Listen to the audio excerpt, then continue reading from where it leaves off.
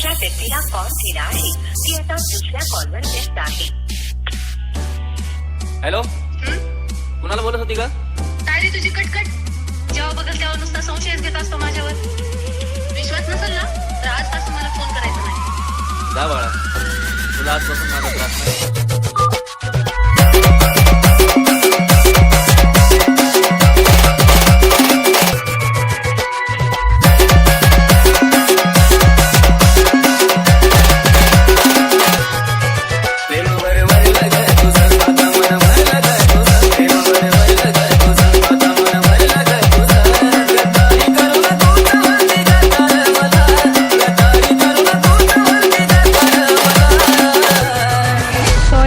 सगळं अचानक झालं, पण मला तुला ब्लॉक करावं लागलं. शेवटचं काहीतरी बोल ना.